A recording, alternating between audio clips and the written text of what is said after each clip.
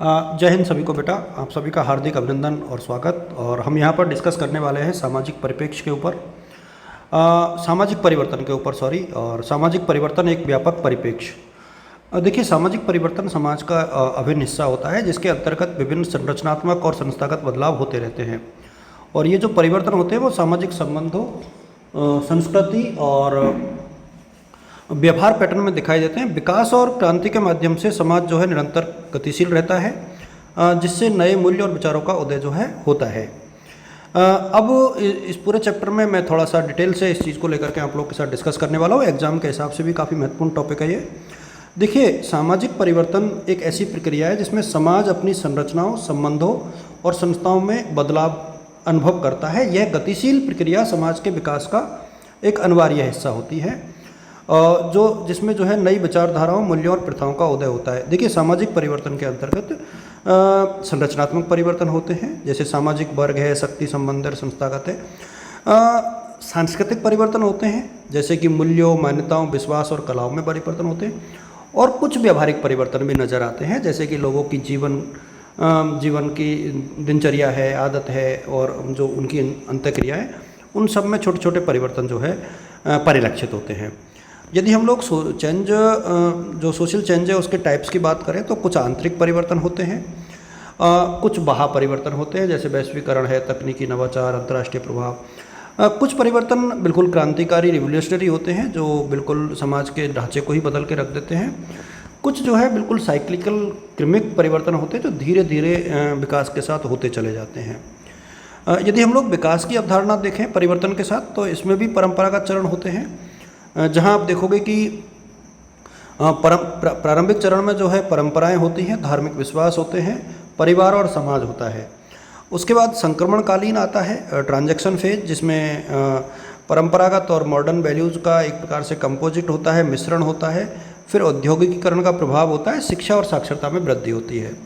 फिर आधुनिकीकरण का चरण होता है, तकनीकी विकास है, शहरीकरण है, धर्मनिरपेक्षता है, वैज्ञानिक दृष्टिकोण है, जीवन में सुधार है। और उत्तर आधुनिक यानी पोस्ट मॉडर्निज्म जो आता है, इसके अंतर्गत डिजिटलाइजेशन, वैश्विक एकीकरण, पर्यावरणीय जागरूकता जैसी चीज़ें जो है निकल करके सामने आती है। अब विकास क्या है? विकास एक डायनामिक प्रोसेस है, ये आप देख पा रहे हो। अब क्रांति और विकास की बात करें तो विकासात्मक जो परिवर्तन है ना, उसमें सामाजिक संस्थाओं का विकास जो है क्रमिक होता है, तकनीकी प्रगति और आर्थिक प्रगति होती है। इसको आप देख लेना। और जो फैक्टर्स होते हैं सामाजिक परिवर्तन के, वो भी बहुत महत्वपूर्ण टॉपिक है।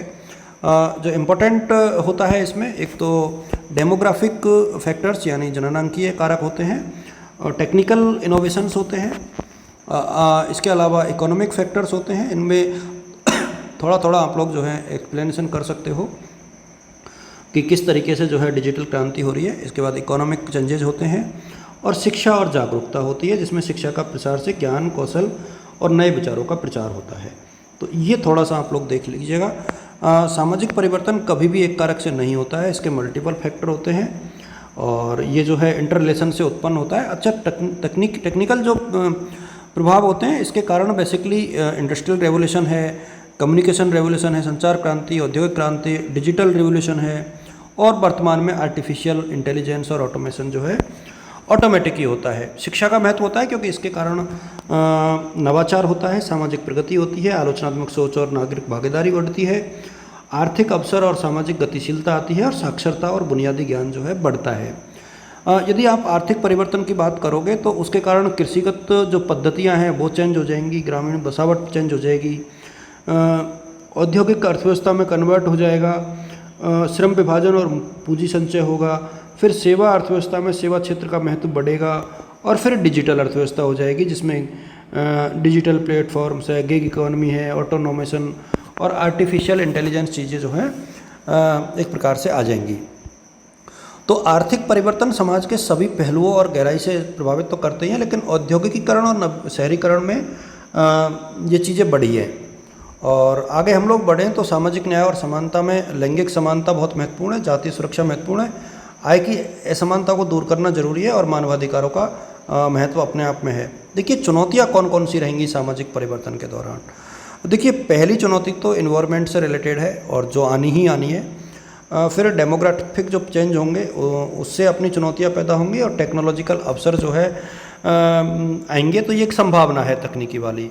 तो सामाजिक परिवर्तन की जो गतिशीलता है उसमें क्या है, देखिए सामाजिक परिवर्तन एक सतत और निरंतर प्रक्रिया है। एक तो ये हमेशा जारी रहेगी, इससे नई चुनौतियों और अवसरों के अनुरूप आगे सामाजिक परिवर्तन होते रहेंगे।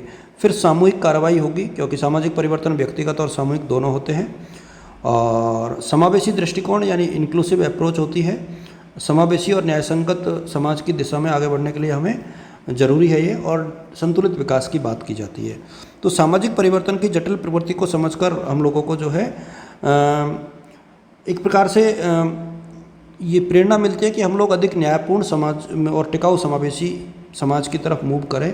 यानी जो सोसाइटी है उसमें न्याय हो, इंक्लूसिवनेस हो यानी सब लोग शामिल हो, और वो सस्टेन हो यानी वो लंबे समय तक चल भी पाए।